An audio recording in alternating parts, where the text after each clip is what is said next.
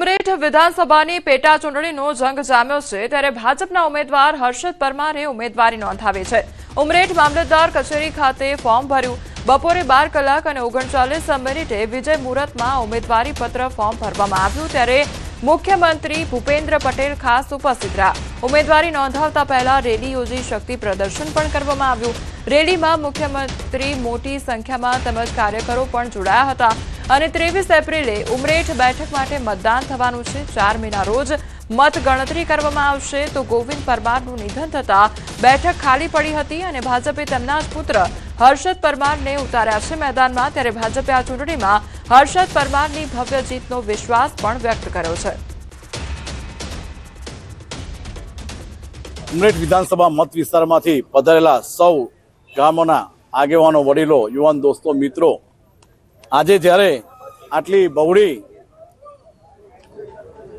સંખ્યામાં જ્યારે ઉમરેઠ વિધાનસભા મત વિસ્તારમાંથી પ્રજાજનોએ મને જ્યારે આશીર્વાદ આપ્યા છે તો આપ સૌને વાત જણાવવા માંગુ છું કે આ આશીર્વાદ એક મત સ્વરૂપે છે અને અમારી જીત એ નિશ્ચિત આપ સૌને દેખાઈ જ રહી હશે। તો પ્રજાજનો પણ મત આપીને અને સૌથી ઐતિહાસિક લીડોથી વિજય બનાવીને ગોવિંદભાઈને શ્રદ્ધાંજલિ અર્પણ કરશે।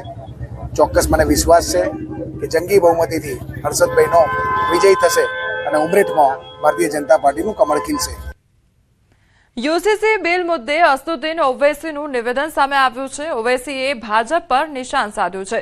જો ગુજરાતમાં શાંતિ હોય તો નવા કાયદો લાવવાની શું જરૂર પડી? યુસીસી મામલે અમે હાઈકોર્ટમાં રજૂઆત કરીશું। પ્રોપર્ટી ખરીદવા મુદ્દે પણ આપી પ્રતિક્રિયા। બીજેપી નફરતની રાજનીતિ કરી રહી છે તેવું નિવેદન આપવામાં આવ્યું છે। आप तो बड़ा पीसफुल स्टेट बोलते हैं इसको, तो ये तो पीसफुल स्टेट नहीं है। अगर पीसफुल स्टेट होता तो तुमको कानून बनाने की जरूरत ही नहीं पड़ती। पीसफुल स्टेट नहीं है फिर ये। और फिर आप बोल रहे यूनिफॉर्म सिविल कोड। हाँ, यहां पर आप हिंदू कानून को मुसलमानों पे लागू कर रहे और आप ये बोल रहे कि हिंदू मुसलमान की प्रॉपर्टी नहीं खरीद सकता ना मुसलमान हिंदू खरीद सकता। कितना कॉन्ट्रडिक्शन है देखो आप। तो नफरत की बुनियाद पर ये पूरी पॉलिटिक्स बीजेपी कर रही है और ये देश के हित में नहीं है।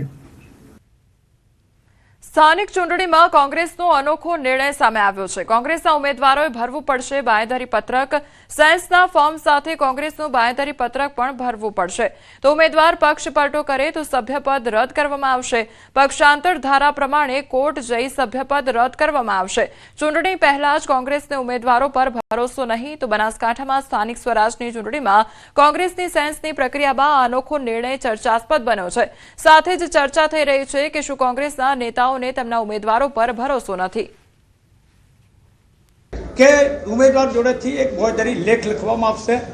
એને ભવિષ્યમાં કોંગ્રેસ પક્ષના દીપનું, કોંગ્રેસ પક્ષના આદેશનું એ ચુસ્તપણે પાલન કરે ન કરે તો એના માટે આ વખતે એક બાંયધરી લેખ સ્ટેમ્પ ઉપર નોટરાઇઝ કરી અને આપવાનું રહેશે એવું અમે નક્કી કરીશું। એનું કારણ કે ભવિષ્યમાં કોઈ પક્ષ સાથે કોઈ પક્ષ પલટો ના કરે એનું મુખ્ય કારણ આ છે। છતાં પણ પક્ષ પલટો કરશે તો શું? પક્ષ પલટો કરશે તો પક્ષાંતર ધારા નીચે માન્ય ગાંધીનગરની કોર્ટમાં જઈ એને પક્ષાંત તરીકે સભ્યપદ એનું રદ કરાઈશ।